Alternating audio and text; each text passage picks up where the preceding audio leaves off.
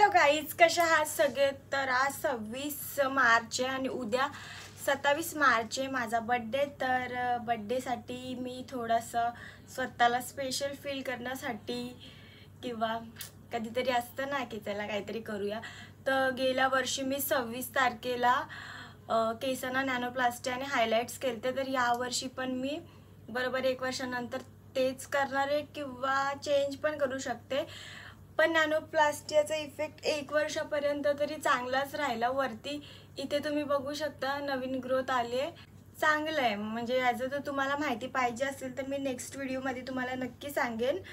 आणि आता मी चालली आहे, तर त्याला 3 ते 4 तास कसे पण लागतील। पहिले केस हायलाइट्स होतील आणि मग नॅनोप्लास्टिया किंवा जे पण मी करेन ते।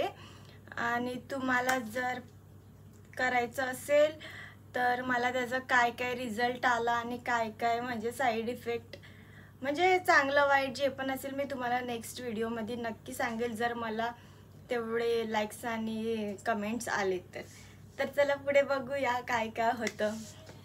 चला भेटू। आता मी आणि भावेश निघालोय। अरे भावेश दिसत नाही। थोडं पुढं चालत गेल्यावर आम्हाला ऑटो भेटली, मग आम्ही गेलो स्टुडिओला पोचलो। स्टुडिओला पोचून समजलं की हेअर ड्रेसर थोडे लेट येणार होते, कारण त्यांच्या घरी काहीतरी पाईपलाईनचा किंवा कसला प्रॉब्लेम झाला। तर मी भावेशला बोलली 3-4 तास बसून खूप भूक लागणार आहे, चल आपण काहीतरी खाऊन येऊ। तसं तर मला सगळीकडचा डोसा मेंदूवडा असं सगळं आवडत नाही, कारण चटणी चांगली नसेल ना अख्खा टेस्ट बिघडतो। पण भूक लागेल म्हणून आम्ही डोसा खाऊन घेतला। मी पण आणि भावेशने डोसा खाल्ला, ठीकठाक होता, एवढा पण काय खास नव्हता। त्यानंतर आम्ही परत त्या सलूनमध्ये पोचलो आणि तोपर्यंत ते हेअर ड्रेसर आलेले। मग त्यांनी माझे हेअर्स चेक केले आणि त्यांची सेक्शनिंग केली आणि त्याच्यानंतर माझे म्हणजे कोणता हेअर कलर पाहिजे तो मला विचारला आणि मी सांगितलं की हां मला असा असा पाहिजे। मग त्यांनी मला सगळ्या गोष्टी समजवल्या। त्यानंतर हायलाइट्स करायला घेतले। हायलाइट्स करून झाले आणि त्यांनी मला 20 to 25 मिनिट्स ते तसेच ठेवायला सांगितलं। त्यानंतर हेअर वॉश करून हेअर ड्राय करून घेतले। त्यानंतर नॅनोप्लास्टियाची ट्रीटमेंट चालू झाली। मग त्यांनी ते लिक्विड लावून घेतलं। ते लिक्विड लावून पण मला 45 मिनिट्स तसंच थांबायचं होतं। मग त्यांनी पूर्ण लावून त्याला प्लास्टिक रॅप करून 45 मिनिट्स मी थांबली। मग त्यानंतर हाफ हेअर म्हणजे थोडेसे म्हणजे 30 to 40% हेअर वॉश केले आणि तसेच म्हणजे ओले केस त्यांनी ड्रायरच्या ह्याच्याने ड्राय करायला घेतले आणि त्यातून एवढा धूर येत होता, एवढी भीती वाटत होती, असं वाटत होतं माझे हेअर्स जळत आहेत का। पण तसं काय नसतं, त्याच्यावर जे लिक्विड लावलेलं असतं तेच ड्राय होऊन धूर होत असतो। थोडाफार हेअर डॅमेज होतोच आपला, पण करतो आता काय, आपल्याला पाहिजे तर आपण तेवढं तर करतोच। मग त्यानंतर स्ट्रेटनिंग करायला घेतली। ती स्ट्रेटनिंगलाच खूप टाईम गेला, एक छोटे छोटे सेक्शन एवढी बोर झालेली माझी, अक्षरशः मान दुखायला लागलेली बसून बसून। पण कुछ पाने के लिए थोड़ा तो कुछ करना पड़ता है, तसंच आहे। मग झालं सगळं आणि नंतर फायनल लुक पण खूप सुंदर आला, पण तेवढे पैसे पण गेले माझे। मग कसा वाटला लुक माझा हेअर्सचा मला नक्की सांगा। त्यानंतर मी घरी पोचली, यांना माझे केस वगैरे दाखवली की कशी आहेत। त्यानंतर थोडेसे बलून्स मी फुलवले, कारण की बोललं चला थोडीशी यांना मदत करून देऊ। आणि आम्ही नेहमी ठरवतो की आम्ही असं नाही करणार तसं नाही करणार, पण करतोच। आणि त्यांनी माझ्यासाठी खूप सुंदरसं डेकोरेशन केलेलं, ही एकदम पर्पल थीम। आणि हा ड्रेस जो तुम्ही बघताय हा मी 1 दिवस आधीच शिवून आणलेला, कारण मला माहितीच नव्हतं की मी काय बड्डेला करणार आहे, घालणार आहे कपडे। तर शेवटी बोलतात ना, मी नेहमी टायमावर काहीतरी करते, पण ते इतकं सुंदर असतं की सर्वांना आवडतं।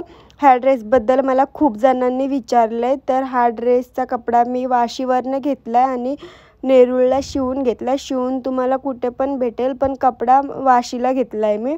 जर कोणाला घ्यायचं असेल तर तुम्ही जाऊ शकता। दुकानाचं नाव माहिती नाही, वाशीला कुठे पण तुम्हाला भेटेल, वाशीला खूप सारे शॉप्स आहेत। आणि ह्यांनी खूप सुंदर डेकोरेशन केलं होतं. कसं वाटलं तुम्हाला नक्की सांगा. मग आम्ही फोटोज वगैरे काढून घेतले. हे तर 26 तारखेचं होतं. मग माझे घरचे थोडे लेटच आलेले, कारण आम्हाला 12 नंतर केक कापायचा होता. 27 लागल्यानंतर तारीख, नाही तर तुम्हाला वाटेल 27 वर्षाची नाही, 27 तारीख लागल्यावर मग त्यानंतर मम्मीनी, आईनी, मावशीनी सगळ्यांनी मला ओवाळलं. मी यांना बोलत होती बसा ना तुम्ही पण बाजूला, पण ते बोलले नाही तुझं झालं की मग मी येतो ओवाळून. मग मम्मीने पण केक आणलेला, यांनी पण केक आणलेला, सगळं ओवाळून वगैरे झालं.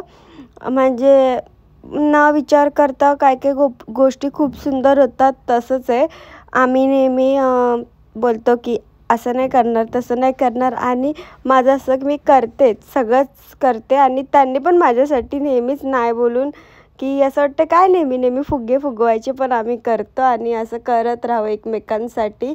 या छोटे छोटे मोमेंट्स असतात जे की लाईफ टाईम लक्षात राहतात. बाकी तर दुसरे दिवस तर सारखेच असतात, भले चांगले असतील वाईट असतील, पण हे एक एक असा डेज असतो जो की मेमरेबल असतो आणि म्हणजे आठवणीत राहतो. म्हणून केलं पाहिजे, सर्वांनीच केलं पाहिजे या सगळ्या छोट्या छोट्या गोष्टी. मग सगळ्यांना केक भरवून घेतला, पण नेहमीप्रमाणे आधी मी यांनाच केक भरवला, मग सगळ्यांना भरवला. मग आम्हाला लास्ट टाईम ॲनिव्हर्सरीच्या टायमाला केक भरवला नव्हता, मग त्याला पहिले केक भरवला. मग झालं, सगळ्यांना, सगळे जेवले बिवले. कसं वाटलं तुम्हाला व्लॉग, आणि असेच व्लॉग बघायचे असतील तर मला सबस्क्राईब करा. Bye bye.